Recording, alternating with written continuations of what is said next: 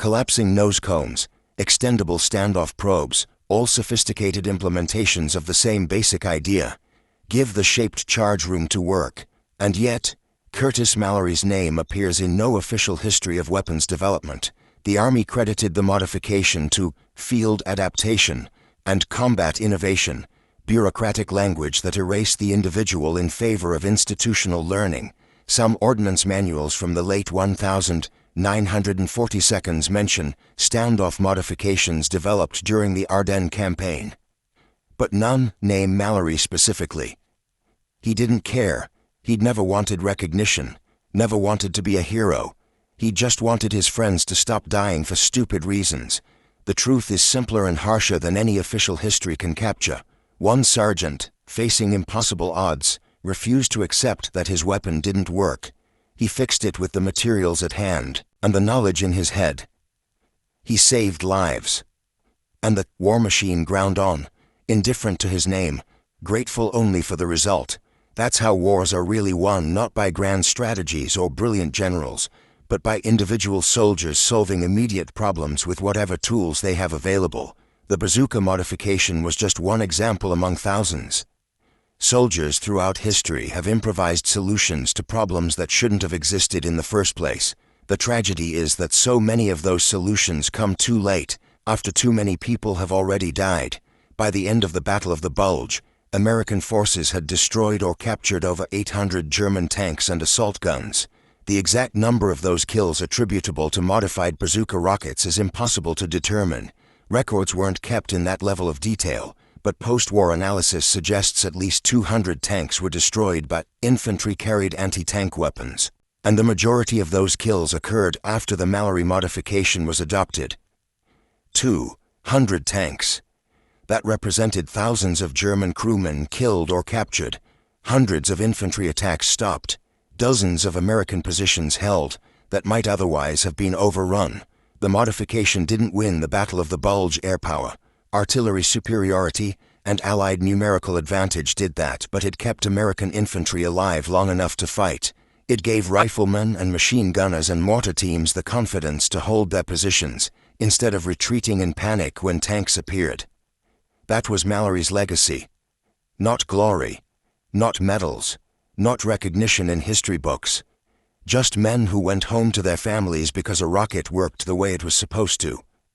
In war, that's as close to victory as most soldiers ever get. Curtis Mallerie died in 2003 at the age of 87. His obituary in the local newspaper mentioned that he was a World War II veteran, that he'd served in the 28th Infantry Division, that he'd been awarded the Bronze Star. It didn't mention the bazooka modification. Most people in his town didn't know about it. His own children didn't know the full story until after his death, when they found a box of his service records in the attic. At his funeral, 3 elderly veterans from the 28th Division came to pay their respects. They'd tracked each other down over the years, maintained contact, attended reunions. They stood by Mallerie's casket and shared a few quiet words about what he'd done, about the men he'd saved. One of them, a former corporal named Chen who'd fought at Wiltz, said, "We'd be dead if not for him, all of us. That modification kept us alive." The others nodded. No elaborate speeches, no dramatic pronouncements, just simple acknowledgement of a simple truth. Curtis Mallerie had been a good soldier and a good man. He'd seen a problem and fixed it. That was enough. The Atlantic Wall cost billions of Reichsmarks and used millions of tons of concrete.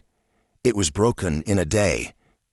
The M1A1 bazooka cost thousands of dollars and required complex manufacturing.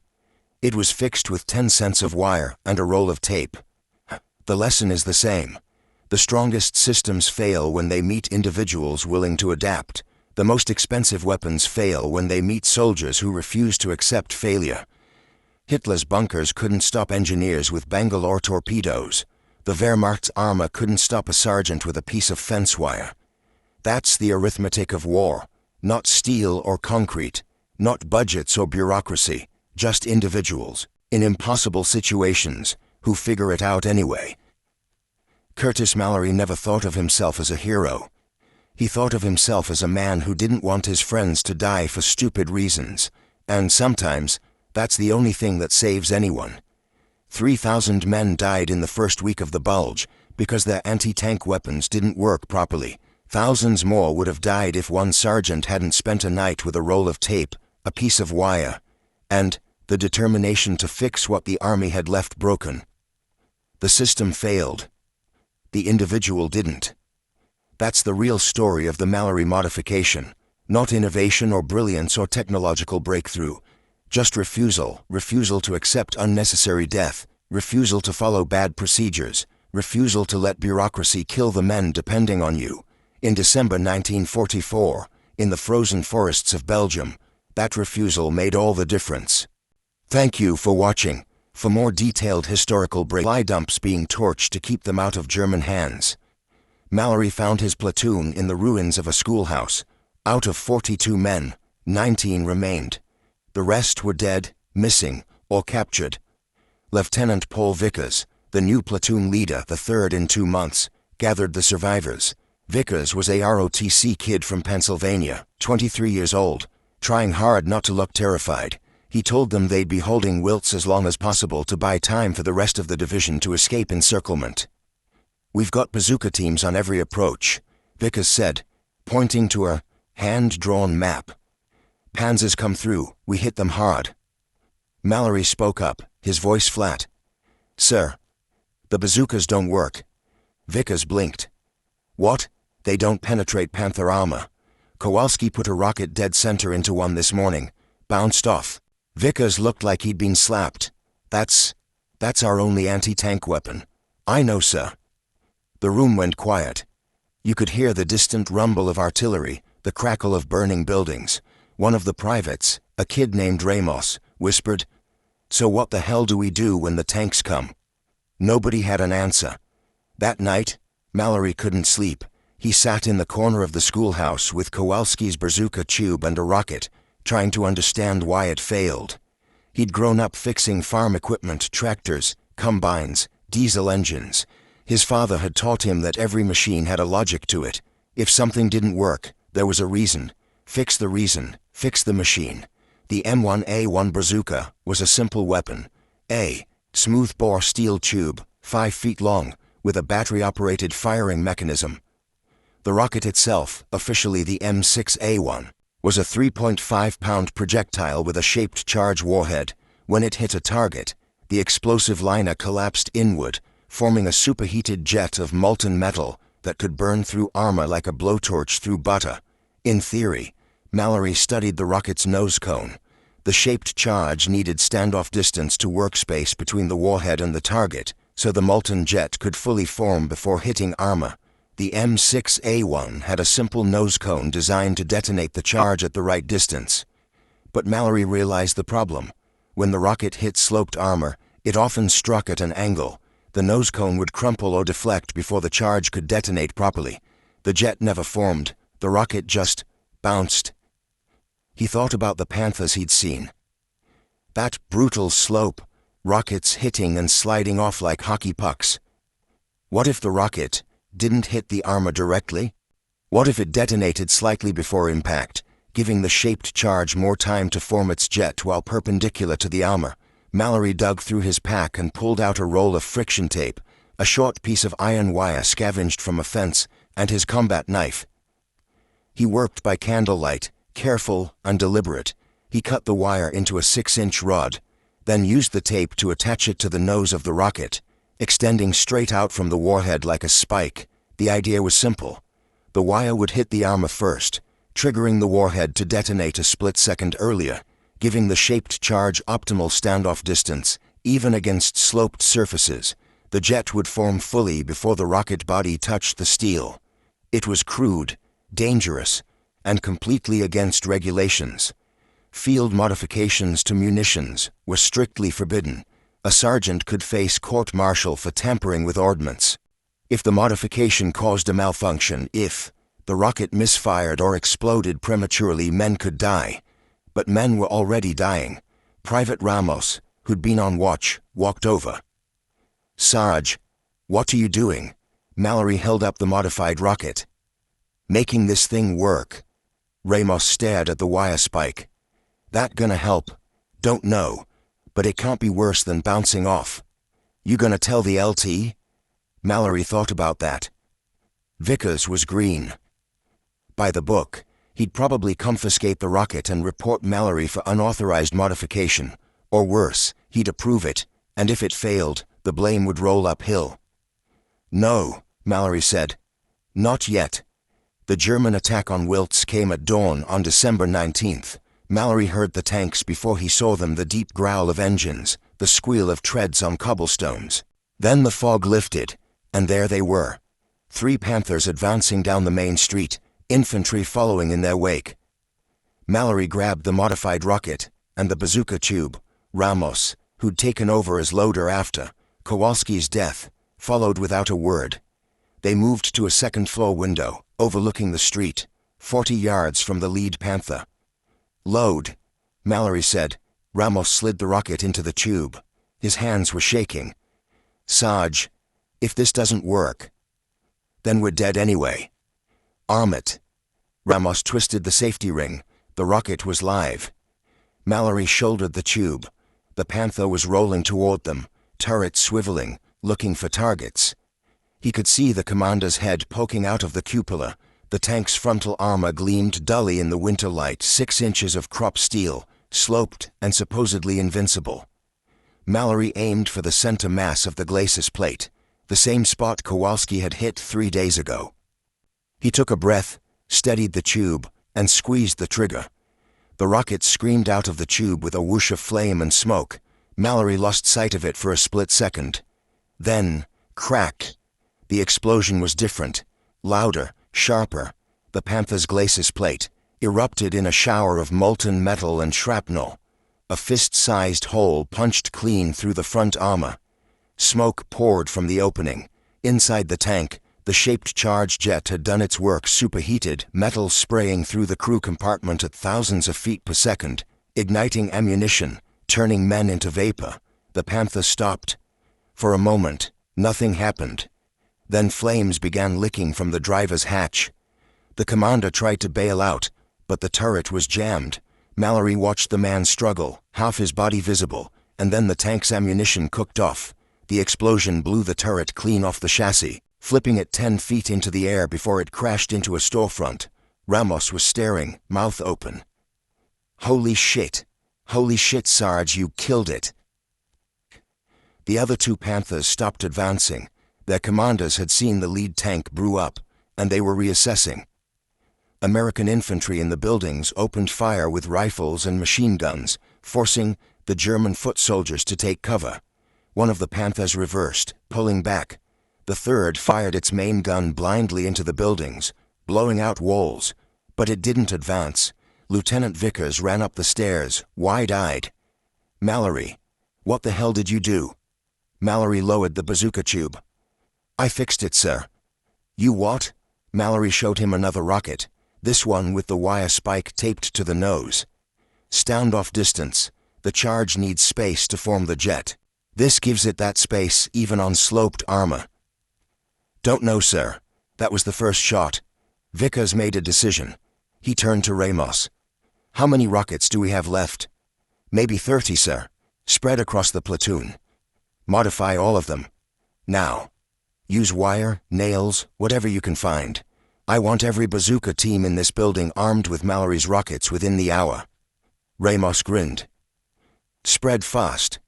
By midday, every man in the platoon was modifying rockets with whatever materials they could scavenge. Fence, wire, coat hangers, tent stakes, even cutlery from the schoolhouse kitchen. The modifications were crude, inconsistent, held together with friction, tape, and hope. But they worked. Over the next 2 days, Mallerie's platoon destroyed 7 German tanks, in and around Wiltz, 4 Panthers, 2 Panzer IVs, and 1 Stug 3 assault gun. Not every shot penetrated. Some rockets still deflected or misfired. But the success rate was high enough that German armor started avoiding streets covered by American bazooka teams. For the first time in the Ardennes, American infantry had a weapon that could reliably kill heavy tanks at close range. But the modification remained unofficial. Mallerie hadn't reported it up the chain of command. He couldn't. Tampering with ordnance was a court-martial offense, and he wasn't about to risk his stripes or his freedom for doing something that should have been standard issue from the start. As far as headquarters knew, the 28th Division was just getting lucky with bazooka shots. The irony was brutal. American engineers and ordnance officers had known about the bazooka's penetration problems since mid-1944. Reports from Italy and France had documented failures against German heavy armor. The Army's response was to begin developing a new weapon, the 3.5-inch Super Bazooka, but that wouldn't be ready until 1945. In the meantime, thousands of infantrymen were sent into battle with a weapon that couldn't do its job. One sergeant with a roll of tape and a piece of wire had solved the problem in a single night, but because the modification was illegal, it couldn't be officially recognized or distributed. Men in other units, men fighting the same Panthers with the same useless rockets, had no idea the fix existed. Mallerie knew this. It ate at him. Every night, lying in whatever frozen hole or ruined building his platoon occupied, he thought about the GIs dying because they didn't know about the wire spike. But what could he do? Report it and face punishment, or keep quiet and let the modification spread by word of mouth, hoping it saved more lives than it cost. The choice haunted him. But the war didn't care about his guilt. The Battle of the Bulge raged on, and Mallerie's platoon was still fighting. If you find this story engaging, please take a moment to subscribe and enable notifications. It helps us continue producing in-depth content like this. By December 22nd, Wiltz had become untenable. German forces had encircled the town on 3 sides, and ammunition was running critically low. Lieutenant Vickers received orders to abandon the position and fight west toward Bastogne, where the 101st Airborne was trying to hold a critical road junction. Mallerie's platoon, now down to 14 men, slipped out during the night, moving through frozen forests, avoiding German patrols. The withdrawal was a proverb nightmare. The temperature had dropped to -15 degrees Fahrenheit. Men moved in single file through waist-deep snow, trying to avoid frostbite while staying alert for German patrols. Every sound a snapping branch. The distant rumble of engines sent them diving into snowdrifts, waiting in frozen silence until the threat passed. Private Ramos developed trench foot during the march. His boots had been wet for 6 straight days, and the constant cold had damaged the tissue in his toes. He limped badly but refused to fall behind. Mallerie knew that stopping meant death either from exposure or from German search parties combing the woods for stragglers. They kept moving. On the second night, they stumbled across the remains of an American supply convoy that had been ambushed. Burned-out trucks lined a narrow forest road, their cargo scattered in the snow. Bodies lay frozen in the positions they'd died, drivers slumped over steering wheels, guards sprawled in defensive positions that hadn't saved them. Mallerie's men searched the wreckage for anything useful.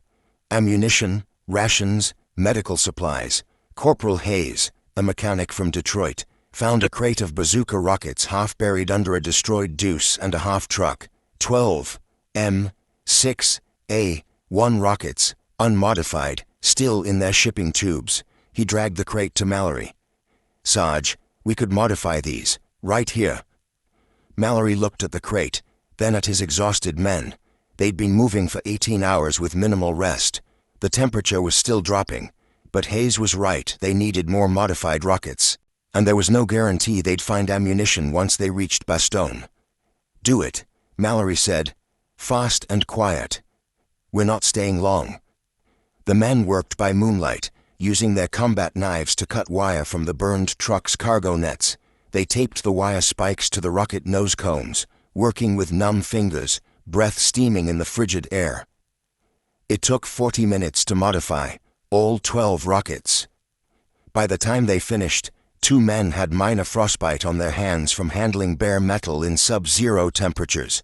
They reached American lines near Bastogne on Christmas Eve, stumbling through a minefield gap marked with white tape. The sentries who challenged them were men from the 101st Airborne paratroopers who'd been dropped into Bastogne days earlier and were now surrounded, low on everything, fighting off constant German attacks. The situation there was desperate. The 101st, along with remnants of armored and infantry units, was completely surrounded, over 18,000 men trapped in a shrinking perimeter, facing relentless German attacks from all sides. Supplies were being dropped by parachute when weather permitted, but it wasn't enough. Supply drops often drifted outside the perimeter and fell into German hands. Medics were running out of morphine and plasma. Artillery crews were rationing shells to 10 rounds per gun per day. Wounded men lay in improvised aid stations, cellars, barns, even open foxholes with minimal treatment. Surgeons performed amputations without anesthesia. Men died from infections that penicillin could have cured, but there was no penicillin. And the Germans kept sending tanks. Mallerie's platoon was folded into a makeshift defensive line north of the town, occupying foxholes in a sparse pine forest that offered minimal cover. The ground was frozen, solid digging was nearly impossible, so the men piled logs and snow for cover, creating shallow positions that wouldn't stop a direct hit, but might deflect shrapnel. Temperatures dropped below zero. Frostbite and trench foot were epidemic. Men wrapped their feet in burlap sacks and newspapers, trying to keep their toes from turning black. Some lost toes anyway, the flesh dying from cold and wet conditions. Others developed hypothermia, their body temperatures dropping so low they became confused, lethargic, unable to function. Medics did what they could, but there weren't enough medics, and there weren't enough blankets or warm shelters. The men shared body heat in the foxholes, huddling together like animals. They burned anything they could find for warmth: fence posts, furniture scavenged from destroyed houses, even the wooden handles of entrenching tools. The fires were tiny, barely enough to warm their hands, and they had to be extinguished at the first sign of German movement, because smoke drew artillery fire. Food was scarce. The siege had cut off ground supply lines, and the airdrops weren't keeping pace with consumption. Rations were cut to 1K ration per man per day, barely 3,000 calories, not nearly enough for soldiers fighting in extreme cold. Men grew hollow-eyed and gaunt. Some units ate tree bark or boiled snow to fill their stomachs. Hunger became as dangerous as enemy fire. On Christmas morning, the Germans launched another major attack. It began at dawn with an artillery barrage, howitzers and Nebelwerfers, pounding the American positions with high explosive and white phosphorus. The white phosphorus was particularly horrific. It ignited on contact with air, burning at 5,000 degrees Fahrenheit, melting through flesh and bone. Men hit by white phosphorus died screaming, their bodies consumed by fire that couldn't be extinguished with water or dirt. Then came the tanks, 8 of them this time, a mix of Panthers and Panzer IVs, supported by 2 companies of infantry, roughly 300 men. They came through the trees in a staggered line, firing as they advanced, trying to break through to the town. The plan was simple and brutal. The tanks would blast gaps in the American line, and the infantry would exploit those gaps, rolling up the flanks and collapsing the defense. It was a tactic the Wehrmacht had perfected during years of fighting on the Eastern Front. Mallerie's bazooka team was positioned in a depression behind a fallen oak tree. 30 yards from the main forest road the Germans were using as an approach. He had 4 modified rockets left, the last of the batch they'd salvaged, unmodified, during the withdrawal. Ramos, crouched beside him, was shivering so hard he could barely hold the loader's position steady. His trench foot had worsened, and every movement caused him visible pain, but he refused to leave the line. "Steady," Mallerie whispered, his breath fogging in the frozen air. "Wait for them to close." The lead Panther was 100 yards out, moving slowly through the trees, its commander scanning for threats. Too far for an accurate shot. Bazooka effective range was listed as 150 yards maximum, but accuracy dropped off significantly past 75.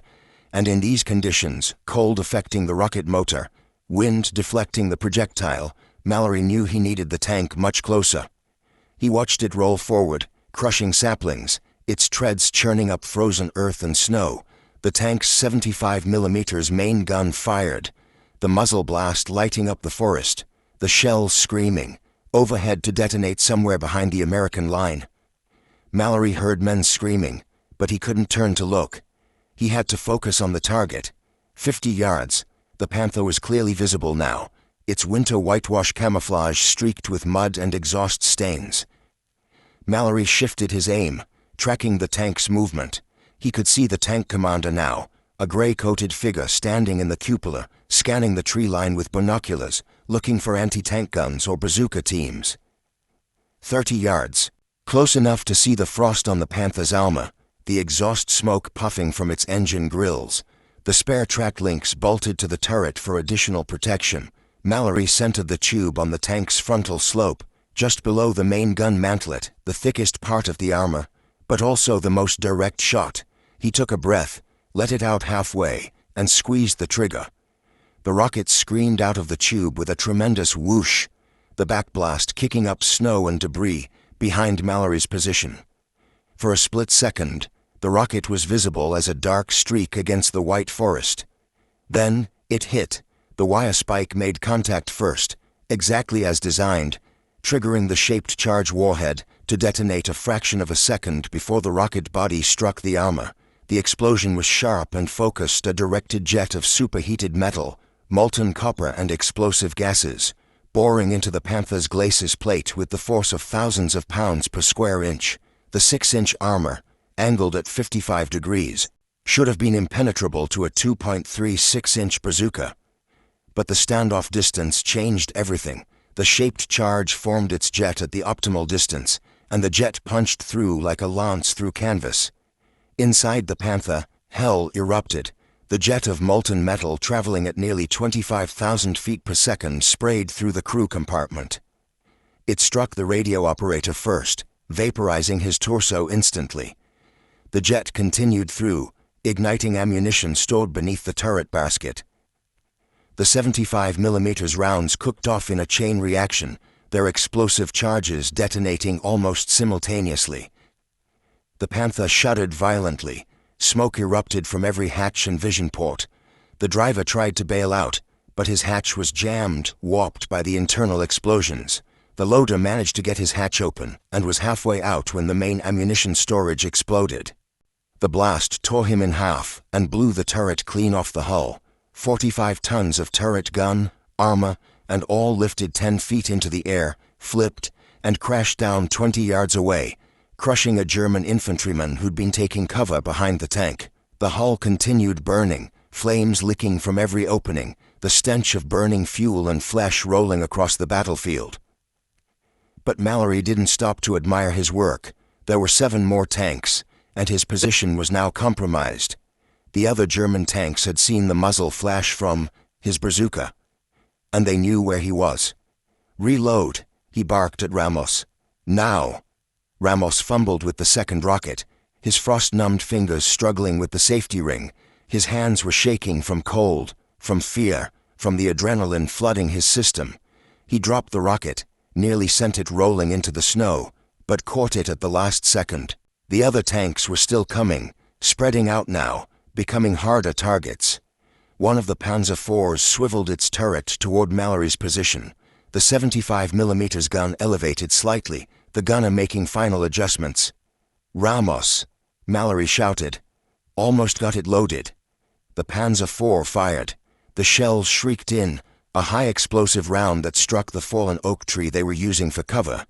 The tree exploded in a shower of splinters and frozen bark. A 6-inch splinter punched through Ramos's shoulder, spinning him around, knocking him into the snow. Mallerie grabbed him, pulled him back into the depression. Blood was spreading across Ramos's jacket, dark and steaming in the cold air. But the rocket was loaded, somehow still in the tube, despite the near miss.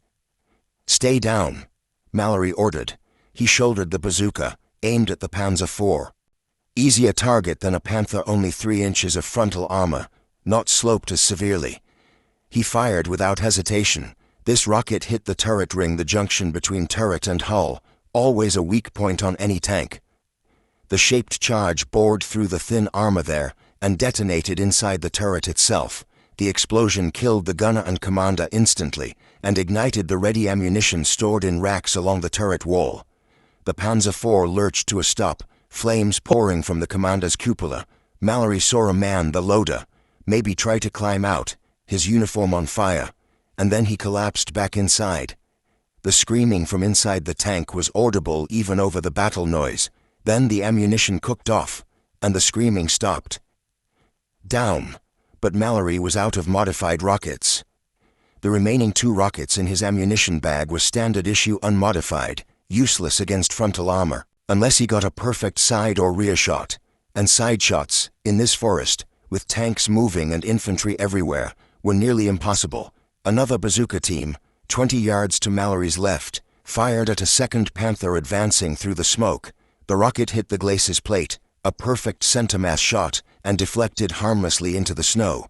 The unmodified warhead failing to penetrate the sloped armor, the Panther's bow machine gun swiveled toward the source of the rocket flash. The MG-34 opened fire, a long sustained burst, 900 rounds per minute of 7.92 mm ammunition tearing through the thin cover the bazooka team had been using. The gunner was hit multiple times, killed before he could drop the tube. The loader tried to grab the bazooka and was cut down by the same burst, bullets walking up his body from legs to chest. Mallerie watched them die and felt the familiar cold rage settle over him. Not the hot anger of the moment, but the cold calculation that came from seeing too many friends killed by problems that shouldn't exist. That bazooka team had died because they didn't have modified rockets. They died because the army hadn't figured out what Mallerie had figured out in a single night with a roll of tape and a piece of wire. The German tanks pressed forward. 3 more Panthers now visible, 2 Panzer IVs, all advancing through the smoke and chaos of the burning vehicles. The lead Panther fired its main gun, the shell detonating among American positions further down the line. Mallerie heard the screams, the shouts for medics, but he couldn't help. He was pinned down, out of effective ammunition, with a wounded loader and no support. American rifle fire crackled across the forest. M1 Garens, M1 carbines, BARs, all ineffective against armor. A 30 caliber machine gun team opened up on the nearest Panther, bullets stitching across the tank's hull, sparking and ricocheting uselessly. The Panther's turret traversed toward the machine gun nest, took deliberate aim, and fired. The high-explosive shell obliterated the position, killing both gunners and destroying the weapon. The German infantry was advancing now too, using the tanks as mobile cover, moving in short rushes from tree to tree. Mallerie could see their field gray uniforms, their coal scuttle helmets, the Kar 98K rifles, and MP-40 submachine guns. They were well-trained, experienced troops, veterans, who knew how to use combined arms tactics, how to let the tanks suppress while infantry exploited. The American line was starting to buckle. Men were falling back, abandoning positions, trying to find better cover, or simply trying to survive. If the Germans broke through here, they'd have a clear path into Baston's northern perimeter. The entire defensive line could collapse. Then Mallerie heard a new sound cutting. Through the chaos, a deeper rumble, the distinctive roar of aircraft engines. He looked up and saw them. P-47 Thunderbolts, 4 of them, dropping through a gap in the clouds like avenging angels. The weather had finally cleared. For days, thick, overcast, had grounded Allied air support, giving the Germans freedom to move and attack without fear of fighter bombers. But now the clouds had broken, and the Thunderbolts had come hunting. The Thunderbolts came in low and fast, their wings loaded with rockets and bombs, their pilots eager after days of forced inactivity.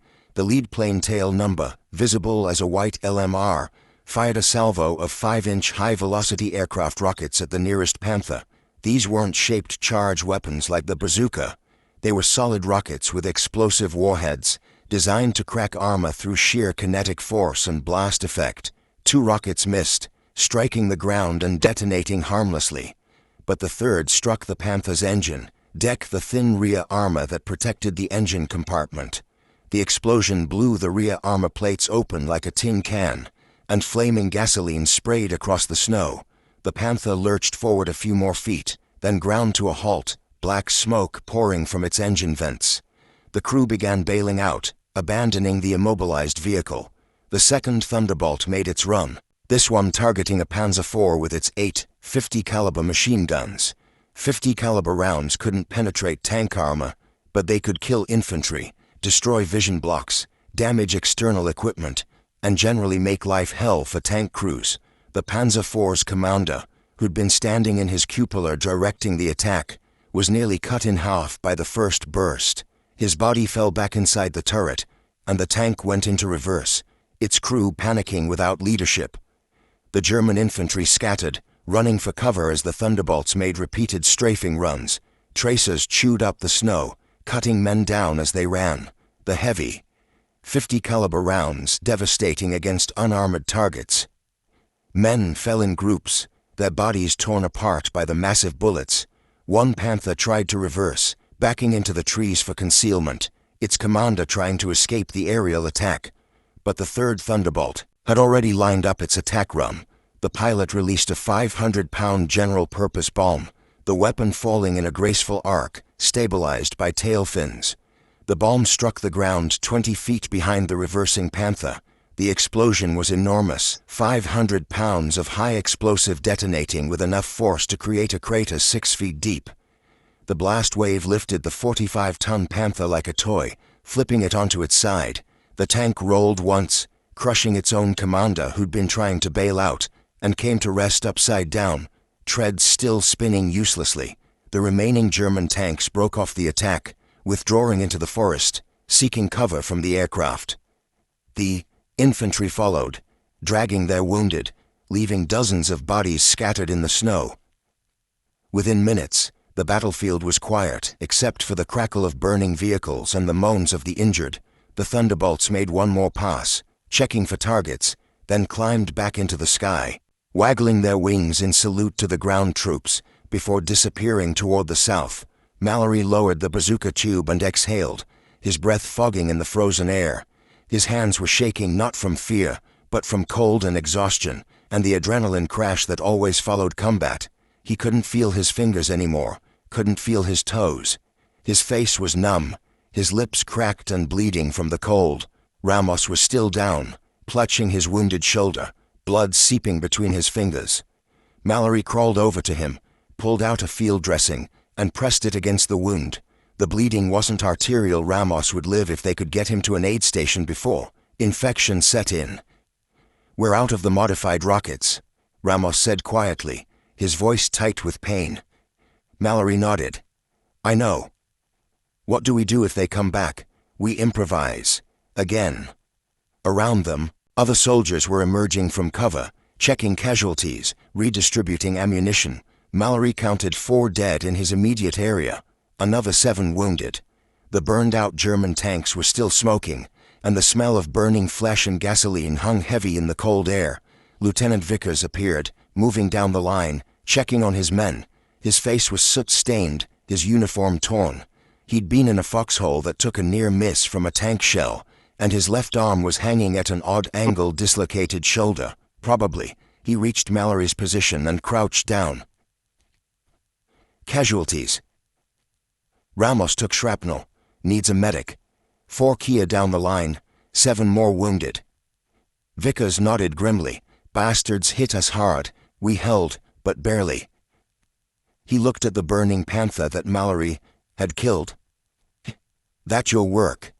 "Yes, sir." "Modified rocket?" "Yes, sir." Vickers was quiet for a moment, thinking.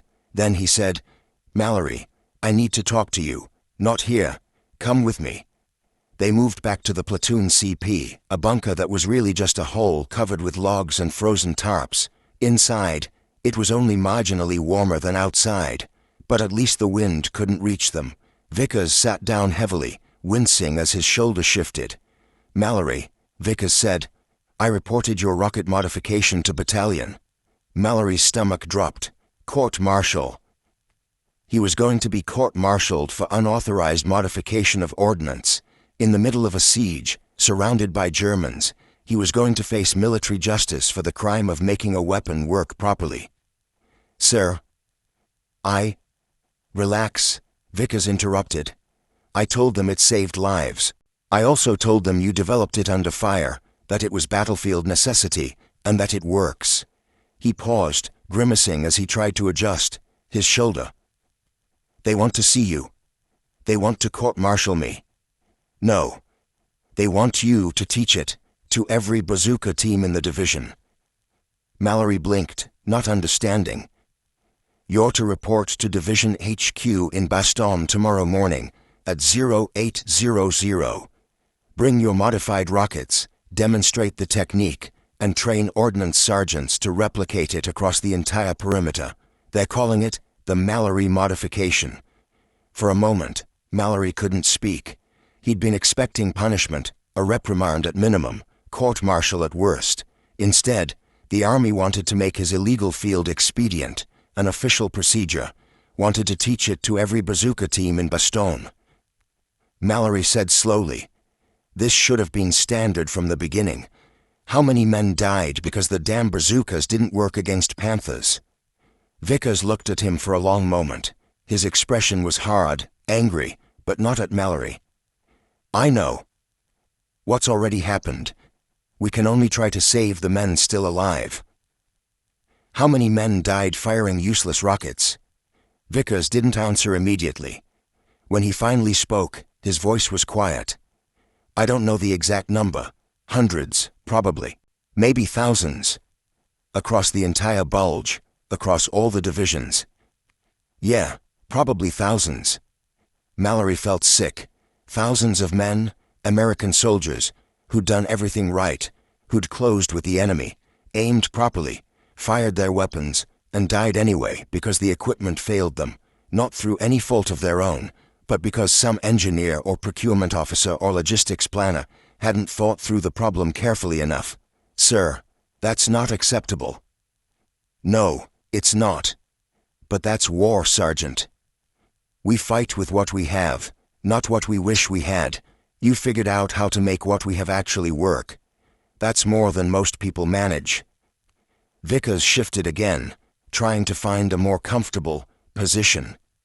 "Get some rest. 0800, tomorrow, Division HQ." "That's an order." "Yes, sir." That night, Mallerie couldn't sleep. The cold was part of it. The temperature had dropped even further, and even huddled in his sleeping bag with 2 blankets, he shivered constantly, but mostly it was his thoughts, circling endlessly around the same questions. How many men had died because the Army hadn't figured out what he'd figured out? How many Purple Hearts? How many telegrams to families? How many graves could have been avoided if anyone had thought to extend the standoff distance on bazooka rockets? The modification was so simple, a 6-inch piece of wire and some tape. That was it. No advanced engineering required, no special materials, no complex manufacturing. A private with a penknife and 5 minutes could modify a rocket in the field. And yet, it hadn't been done. Not officially, not until Curtis Mallerie, a farm kid from Nebraska who'd never finished high school, had figured it out by necessity while sitting in a freezing schoolhouse watching his friends die. The Army had ordnance experts, engineers with college degrees, research facilities, testing ranges. They had all the resources in the world. And they'd failed to solve a problem that Mallerie had solved in one night with scrap metal. What did that say about the Army? About the war? About the system that sent men into battle with weapons that didn't work and expected them to die quietly when those weapons failed? Mallerie didn't have answers. He only had anger, the cold, bitter anger of a man who'd seen too much waste, too much unnecessary death. The next morning, Mallerie walked through Bastogne's shattered streets to division headquarters, located in a cellar beneath a half-destroyed inn on the town's main square. The town was a nightmare of rubble and frozen corpses. Buildings stood as hollow shells, their walls blown out, roofs collapsed. Shell craters pocked every street, burned out. Vehicles, American and German, littered intersections. Wounded men lay on stretchers in the open, waiting for evacuation that might never come. There weren't enough ambulances, weren't enough aircraft to evacuate the seriously wounded.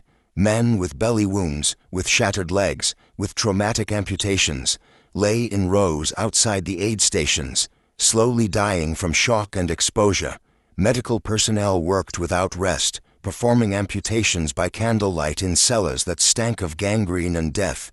Surgeons operated on wooden tables with instruments sterilized in boiling water, trying to save soldiers from infections that penicillin could have cured, but there was no penicillin, or what little existed was reserved for the most critical cases. Mallerie passed a line of dead soldiers laid out in the snow, waiting for graves registration teams to collect them. There were dozens of bodies, maybe 100, all frozen solid, their faces waxy and pale. Some still had their eyes open, staring at nothing. He looked away and kept walking. Inside the HQ bunker, the air was thick with cigarette smoke and the smell of unwashed men, officers hunched over maps, plotting defensive positions, calculating ammunition reserves, coordinating artillery fire. A major was shouting into a field telephone, demanding priority for a medical resupply drop. A captain was arguing with a lieutenant about whether to abandon an exposed outpost or reinforce it. A clerk directed Mallerie down a narrow hallway to a storage room that had been converted into an office.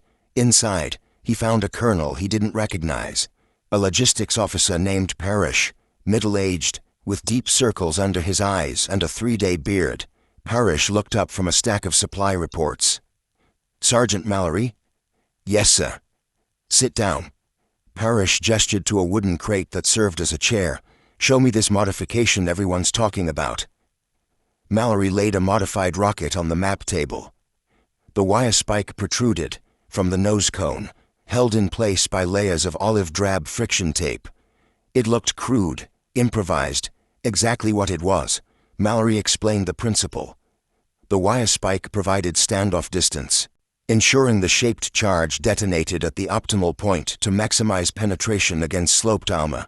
The modification cost almost nothing, required no special tools, and could be done in the field by anyone with basic materials. Simple, effective, replicable. Parrish examined the rocket, turning it over in his hands. He ran his thumb along the wire spike, testing its stability. "And this works consistently? Not just a lucky shot?" 7 confirmed kills on Panthers in Wilt, sir. 2 more yesterday outside Bastogne, 1 this morning.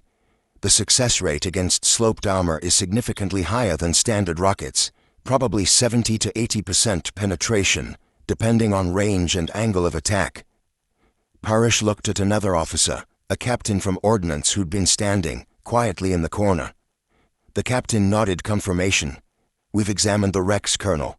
The penetration holes are clean, consistent with properly functioning shaped charges at optimal standoff distance." "Whatever Sergeant Mallerie did, it works. The physics are sound." Parrish set the rocket down carefully. "Sergeant, do you understand that modifying munitions without authorization is grounds for court-martial under Article 108 of the Articles of War?" Mallerie met his eyes. "Yes, sir, I do." "Do you also understand that your modification has already saved dozens of lives, and will likely save hundreds more once we disseminate it?" "I hope so, sir." Parrish almost smiled. "Almost. The Army is sometimes slow to adapt, Sergeant. We're a bureaucracy, and bureaucracies don't like change. But we're not stupid. When something works, when something saves lives, we pay attention." He pulled out a folder from beneath the supply reports. "Your modification is being approved for field use, effective immediately. We're disseminating instructions to every infantry and armored division in the European theater. Ordnance units will begin manufacturing pre-modified rockets as soon as production allows. But in the meantime, your technique will be taught to every bazooka team in this perimeter and beyond." Mallerie felt a strange mix of relief and anger. Relief that he wouldn't face punishment, that his work would actually help other soldiers. But anger, bitter, corrosive anger, that it had taken this long, that bureaucracy and regulations had kept a life-saving innovation from reaching the men who needed it most. "Thank you, sir," Mallerie said quietly. "Don't thank me. Thank yourself. You did what the Army should have done 6 months ago." Parrish's expression hardened. "And between you and me, Sergeant, heads are going to roll over this. We had reports from Italy in early '44 about bazookas failing against heavy German armor. Those reports were filed, studied, and apparently ignored. Someone decided the problem wasn't urgent enough to warrant immediate action. Someone decided we could wait for the 3.5-inch super bazooka to enter production, rather than issuing a field expedient for the existing weapon." "How many men died because of that decision, sir?" Parrish looked him in the eye. "Too many, Sergeant. Far too many. Mallerie spent the next 3 days in a frozen courtyard behind the HQ building, teaching groups of ordnance sergeants, squad leaders, and bazooka gunners how to modify M6A1 rockets. The courtyard had been a beer garden before the war. He could see the remains of wooden tables and benches, now broken and used for firewood.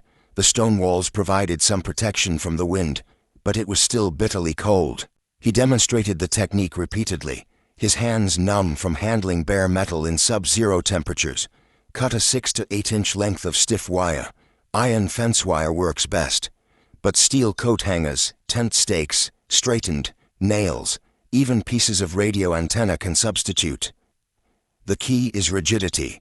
The wire must be stiff enough not to bend on impact. Tape it firmly to the nose cone of the rocket using friction tape or electrical tape, extending straight forward from the center of the warhead. Make sure it's aligned with the rocket's axis. If it's crooked, the rocket might wobble in flight and miss the target. Test the rocket's balance by holding it horizontally on one finger. If it tips significantly, adjust the wire until it's balanced. Load, aim, fire. The modifications spread rapidly through the Bastogne garrison. Soldiers who'd been terrified of German armor, who'd watched their standard rockets bounce off Panthers and felt helpless, suddenly had a weapon that worked. Morale improved noticeably. Men who'd been talking about the hopelessness of their situation started talking about killing tanks instead. Within a week, modified rockets were being used by American units across the entire Bastogne perimeter. Confirmed kills on German armor tripled. Tank commanders, who'd grown confident that American bazookas posed minimal threat, suddenly found themselves vulnerable again. German after-action reports from late December noted with alarm that American anti-tank rockets have become significantly more effective, particularly against frontal armor. Casualties among tank crews have increased sharply. The modification even spread beyond Bastogne. Soldiers who were evacuated from the pocket carried the knowledge with them. Ordnance officers who rotated through the division brought instructions back to their own units. By early January, modified rockets were appearing in divisions across the entire Bulge battlefield. On December 26th, Patton's Third Army broke through the German lines south of Bastogne, ending the siege. Trucks laden with ammunition, food, and medical supplies poured into the town. The wounded were evacuated. Fresh troops arrived. The crisis, at least for Bastogne, was over. But the Battle of the Bulge continued. The Germans, having failed to capture Bastogne or split the Allied armies, were nevertheless determined to hold as much ground as possible. Fighting raged across the Ardennes through January. Brutal winter combat in forests and villages, both sides exhausted but neither willing to yield. Mallerie returned to his platoon in mid-January. By then, the Mallerie modification was standard procedure in the 28th Division and spreading to other units across the European theater. Pre-modified rockets began arriving from ordnance depots by late January, proper factory-manufactured versions, with welded standoff rods instead of taped wire spikes. The field expedient had become official equipment, but the cost had already been paid. Historians would later estimate that over 3,000 American casualties in the first week of the Bulge were directly attributable to ineffective anti-tank weapons. Men who died firing bazookas that couldn't penetrate, died waiting for support that couldn't reach them, died because a simple modification that should have been standard issue hadn't been implemented. 3,000 men, dead because of paperwork, bureaucracy, and institutional inertia. Mallerie thought about that number constantly. 3,000. That was the population of his hometown in Nebraska. That was everyone he'd ever known growing up. Friends, neighbors, teachers, shopkeepers, all dead because the army hadn't done its job properly. He'd saved some of those 3,000, maybe a few dozen, maybe 100, maybe more. The exact number didn't matter. What mattered was that there were men alive who wouldn't have been if not for his modification, but it should never have been necessary. That was what ate at him. He shouldn't have had to figure it out. Some engineer, some ordnance expert, some officer with access to testing facilities and technical manuals should have solved the problem months earlier, before the Bulge, before Mallerie ever picked up a bazooka in combat. The system had failed. And when systems fail, individual soldiers pay the price. The irony wasn't lost on Mallerie or on anyone else who understood what had happened. The U.S. Army had spent millions of dollars developing the M1A1 bazooka, millions more planning the super bazooka replacement, teams of engineers, scientists, ordnance experts all working on the problem of anti-tank weapons, all with access to laboratories, testing ranges, and unlimited resources. And in the end, the solution came from a sergeant with a roll of tape and a piece of wire scavenged from a fence. It wasn't a breakthrough. It wasn't genius. It was common sense, applied under pressure. Shaped charges required standoff distance. This was known, documented, taught in ordnance manuals. But nobody had thought to apply it as a field expedient when facing sloped armor. Nobody had asked the crucial question: what if the rocket hits at an angle? How do we ensure proper detonation distance then? Mallerie had asked, and men had lived because of it. But the modification came too late for Private Kowalski, too late for the thousands who died in the first days of the Bulge, too late for all the men who'd fought in France and Italy and fired standard rockets at Tigers and Panthers and watched them bounce off harmlessly before being killed by return fire. War doesn't reward you for being right. It punishes you for being late. Mallerie survived the war. He fought through the Rhineland campaign, crossed the Rhine River at Remagen, pushed deep into Germany, and was in Czechoslovakia when the Wehrmacht surrendered in May 1945. He saw the concentration camps, saw what the Nazis had done, and understood with terrible clarity what they'd been fighting against. He was awarded the Bronze Star for his actions at Wiltz and Bastogne, though the citation made no specific mention of the rocket modification officially. He'd earned it for sustained courage under fire, exemplary leadership, and devotion to duty in the face of overwhelming odds. Standard language that could have applied to 1,000 other soldiers. The Army did award him a Certificate of Achievement for innovative field modification techniques, contributing to improved anti-tank capabilities.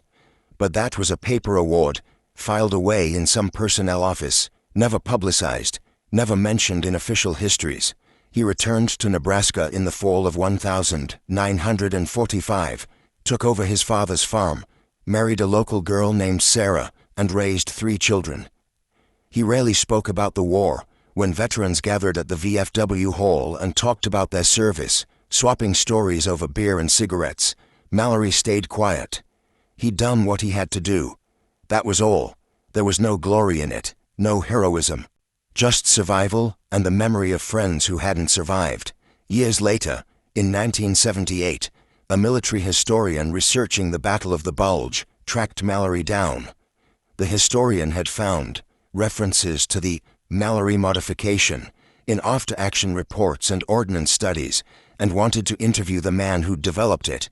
They met at Mallerie's farm, sitting on the porch on a summer evening, drinking iced tea while the sun set over cornfields that stretched to the horizon. The historian asked why Mallerie thought the Army hadn't figured out the modification sooner, why it had taken a sergeant in the field to solve a problem that should have been addressed by experts. Mallerie, then 58 years old, his hair gray, his hands rough from decades of farm work, thought about the question for a long moment. Then he said, "Because the people writing the manuals weren't the ones getting shot at." The historian pressed for more detail. But Mallerie didn't elaborate. That one sentence said everything that needed to be said. The disconnect between those who planned and those who fought, between those who designed weapons and those who used them, between those who made decisions in safe offices and those who lived with the consequences of those decisions on frozen battlefields. It was a truth that applied far beyond bazooka rockets, far beyond World War II. It was a fundamental truth about how institutions work or fail to work in the real world. The M1A1 bazooka, even with the Mallerie modification, was phased out by late 1945 inches favor of the 3.5-inch M20 Super Bazooka, which had better penetration, longer range, and could defeat any tank the Germans had fielded. The Super Bazooka became standard issue for the Korean War and remained in service through the 1,960 seconds. But the modification lived on in military doctrine. Standoff rods became standard on shaped charge munitions. The principle, ensuring optimal detonation distance regardless of impact angle, was incorporated into anti-tank weapon design for decades. Modern anti-tank rockets, from the Soviet RPG-7 to the American Javelin, all use variations of the same concept Mallerie had improvised in a Belgian schoolhouse in December 1944. Piezoelectric fuses, collapsing nose cones, extendable standoff probes, all sophisticated implementations of the same basic idea. Give the shaped charge room to work. And yet, Curtis Mallerie's name appears in no official history of weapons development. The Army credited the modification to field adaptation and combat innovation, bureaucratic language that erased the individual in favor of institutional learning. Some ordnance manuals from the late 1942 mention standoff modifications developed during the Ardennes campaign. But none name Mallerie specifically. He didn't care. He'd never wanted recognition, never wanted to be a hero. He just wanted his friends to stop dying for stupid reasons. The truth is simpler and harsher than any official history can capture. One sergeant, facing impossible odds, refused to accept that his weapon didn't work. He fixed it with the materials at hand and the knowledge in his head. He saved lives. And the war machine ground on, indifferent to his name, grateful only for the result. That's how wars are really won, not by grand strategies or brilliant generals, but by individual soldiers solving immediate problems with whatever tools they have available. The bazooka modification was just one example among thousands. Soldiers throughout history have improvised solutions to problems that shouldn't have existed in the first place. The tragedy is that so many of those solutions come too late, after too many people have already died. By the end of the Battle of the Bulge, American forces had destroyed or captured over 800 German tanks and assault guns. The exact number of those kills attributable to modified bazooka rockets is impossible to determine. Records weren't kept in that level of detail, but post-war analysis suggests at least 200 tanks were destroyed by infantry-carried anti-tank weapons, and the majority of those kills occurred after the Mallerie modification was adopted. 200 tanks. That represented thousands of German crewmen killed or captured, hundreds of infantry attacks stopped, dozens of American positions held that might otherwise have been overrun.